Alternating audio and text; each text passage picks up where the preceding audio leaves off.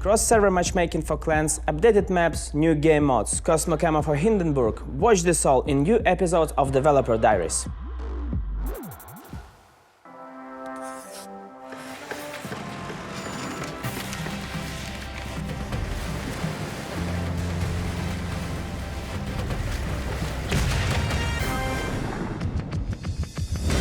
New game mods will be introduced. We've prepared new ways to fight in your favorite ship on familiar maps. Let's find out more from Daniel Lichkin and Dima Novozhilov.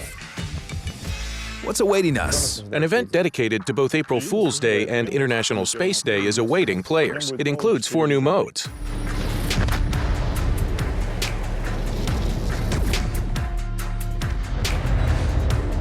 We decided to continue our story and develop it further, adding new ships, environments, and a new mode. There are also 3 new planets. Planets? Right. What about space itself? Space will remain, of course. Players will see a familiar but reworked Epicenter mode. It's named Rings of Saturn in this event. What was wrong with the previous version? 2 players with destroyers were enough for a game. They tended to hide behind an island, doing nothing and feeling sad. Meanwhile, other players just meandered around in their ships. Somewhere far away. Right, lazily firing at each other from a distance. So we're moving away from that. Now the center and rings can be captured independently. This balances things and prevents teams from capturing the rings. Now you need 3 players on each side. In other words, if a player is in the center, they can't block the capture process initiated by another player, who, for example, is at the middle or external rings. So Epicenter mode is more dynamic now. Can it be that the primary Epicenter, which is on the main server, will change after the event? Right. We're also planning on replacing the main Epicenter mode with the new one.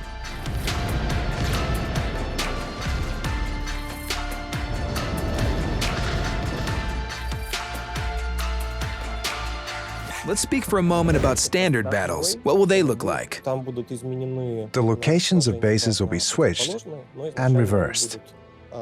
They will be much larger initially than in the past, and you'll be able to activate them only after some time has passed. This is a kind of compromise between a standard battle and a new type, one that motivates you to push forward and force enemies out of points of interest. Tell me, what inspired the idea of changing the concept of standard battles? We tried to preserve the advantages of calm gameplay, and at the same time provide some intermediate points of interest in the mid-game, where the combat will intensify. Did you create an intermediate map, or reach an intermediate solution for this? From a perspective of production costs, and due to the fact that this solution was prototyped, it matched the objective directly. Now we want to see how it plays on the production server. Offense, defense. What kind of mode is that? That's the mode where teams have different starting locations, objectives, and mechanics, respectively. For example, the task of the defending team is to protect the main building, and the more ships they lose, the faster the remaining defender's HP restores. The offensive team has a respawn mechanic, which motivates them to attack more vigorously.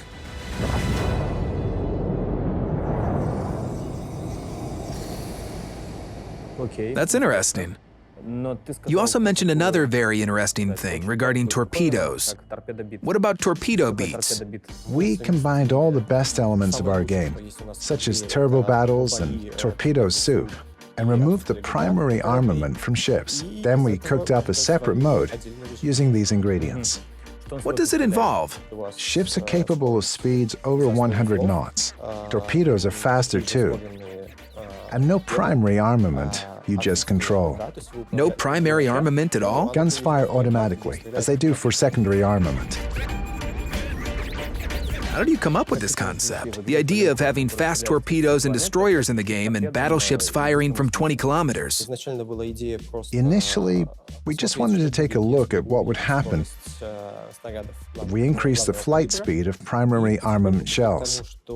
Step by step, we decided that it was no fun playing with very fast shells. However, there was something in playing with improved mobility and increased speed. I'm most worried that I might catch torpedoes from my teammate. In this mode, that won't bother you at all, because friendly fire is turned off here, like in Operations and Twilight battles. To my mind, doing so was a very good decision. The level design team have been busy making our already stunning maps even more appealing. Tsvetkov Vladimir will tell us what we can expect. Let's talk about the maps. Sure. Have you done anything new with them lately? We made 3 new maps for April Fool's Day: Ludus, Navis, and Rhesus. What's the difference between them? And what's the most interesting feature of each of them? Let's start with Ludus.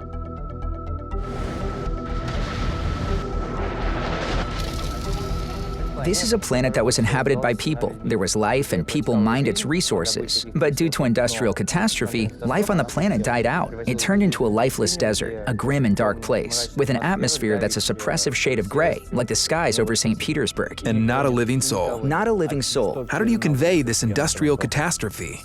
Primarily through the portal that was used as a resource hub. The portal stopped working in time, no longer generated energy, and just broke apart into several pieces. And some islands were elevated up into the sky.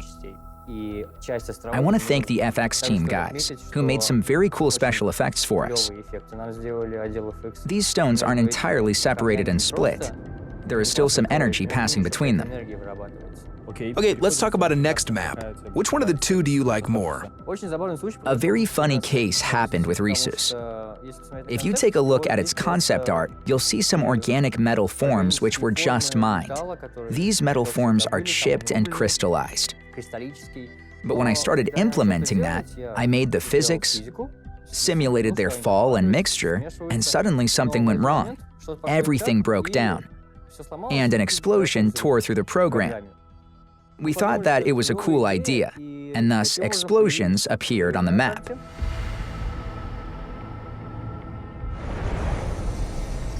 Let's talk about the third map, Navis. What's different about it? It's a far-flung planet, richly inhabited by various life forms. If you take a look at the map, you'll see craters, as there are on the Moon, which we used as a reference. Magma flows out of the craters and solidifies into crystals, similar to ice. It's quite unusual, this ice and fire contrast.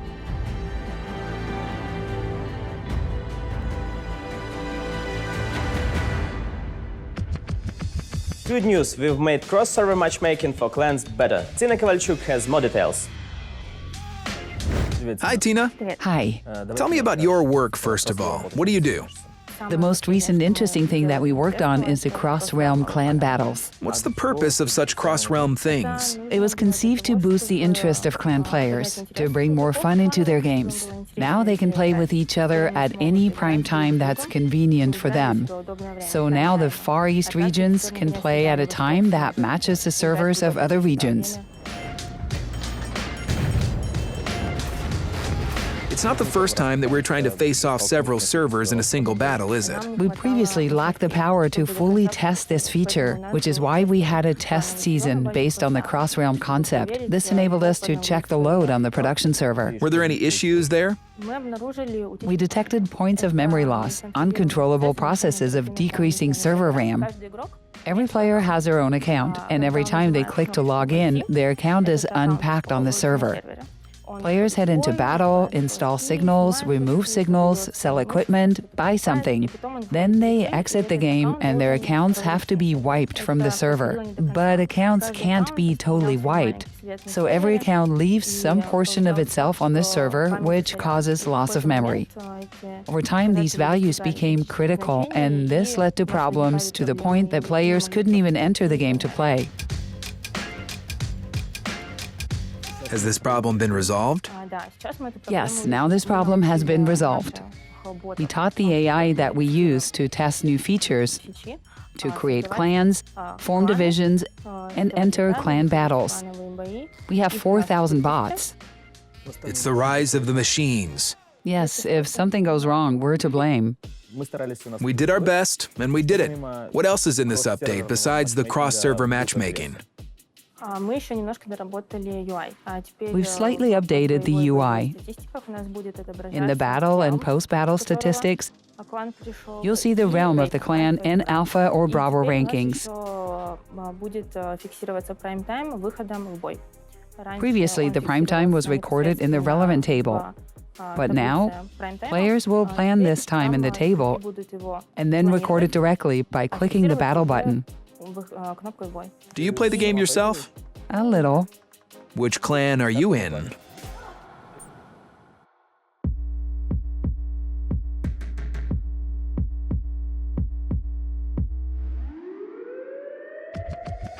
The 3D guys have been hard at work bringing the space warships to life on our screen. Sasha Gorodansky is here to explain how. Space mode, continuation of the space lore, and new maps and ships await us. So, what's new about the ships? We have new skins for Hindenburg and Shimakaze. You designed both of them? No, only the one for Hindenburg, and the models of stations, plus an extraction complex. What's the usual process of designing a model for Hindenburg? Some simple forms that I used in my work were added on top of the original model. Further into the process, like a sculptor, I removed unnecessary parts and added textures. Which are the parts that you needed to pay specific attention to? Such trifles as the do not touch warning sign on the chimney, the escape hatches, ammunition feed hatches, etc. So we should rotate or import to really see the touch of a master. Yeah, something like that. One of the primary elements is the base and its defenses. How was the base created? The story is as follows. It was first made as an orbital station in space. At the time, it was around 60% ready. The game designers came to us and said that the station should be positioned on the water surface. So you've got it turned halfway around. Right. How did this transfer from space onto the water's surface affect the structure of the base? Some parts and connecting sluices had to be remade, and eventually the base was structured over 2 levels. Of course, some other minor technical and logical elements had to be considered. Otherwise, players wouldn't believe in the concept.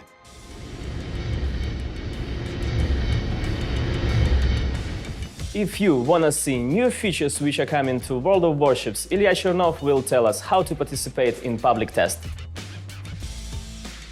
I read some comments under the previous video and see that people don't seem to believe you. 20,000 players? I suppose it's good that they didn't believe it, because there were actually 26,000 people partaking in the previous test.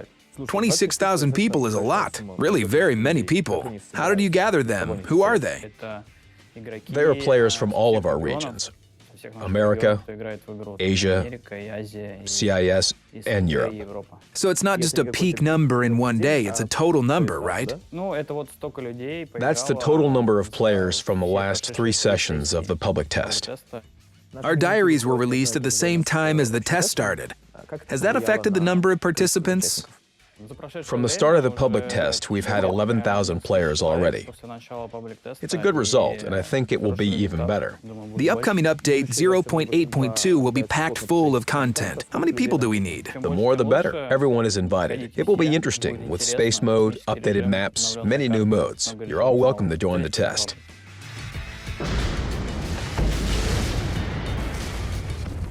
Fellow captains, thanks for watching. We've shared all the duty details that we have now, and let's make a small survey in the comments section for those who've seen Dev Diaries with a rapping session, so please don't hesitate, tell us your impression. Do we need more rapping, or should we go back to a classic version?